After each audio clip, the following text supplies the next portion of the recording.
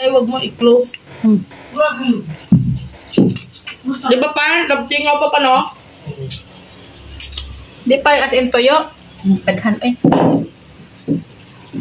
Laman mo on din kahit.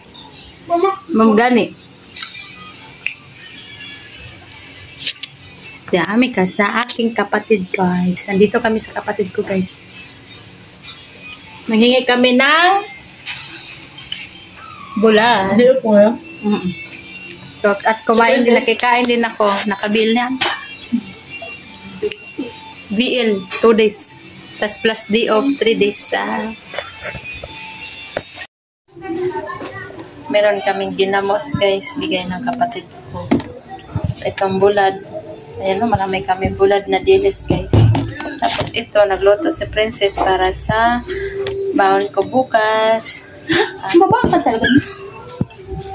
Baon ko. Kasi masarap siya. Magdala ka lang. Ayoko, gusto ko lang bulad eh. Dilata lang. Ayoko. Gusto ko lang magulam ng bulad kasi. Ewan ko, kahit palit araw-araw ko magbulad, hindi ako nagsasawa eh. Dapat tingnan mo na yun na. Tapos nag-grocery din kami, guys. Ayan, guys. Grocery kami, guys. Ayan.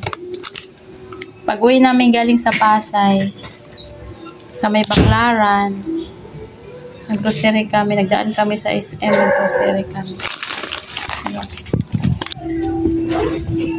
Galing to sa Higatangan Island, guys, na ano, na galing to Higatangan Islands. Tapos, ito yung bagoong, guys. Binta tayo ng bagoong dito. Ayoko, ito yung bagoong. Luma yung langayan niya kasi hindi ito madumi, ha. Hinugasan ko kasi yung so, lagayan ng palaman ba, tapos nagka-ganito siya, na luma. Kaya nabasa yung ano, yung, ang tawag dito, yung dinikit pa dito na yan. Hindi yan madumi, ha. Malinis yan. Kung sino gusto ng bulad, sige. PM lang kay bibigyan ko kayo, guys. Ang sarap sobra ng ginamos nila, guys. Ayan, o. Ito, ayan. Hindi kasi kasya, kaya dito ko naglagay yung ano. Sobrang sarap. Kasi, natikman ko eh.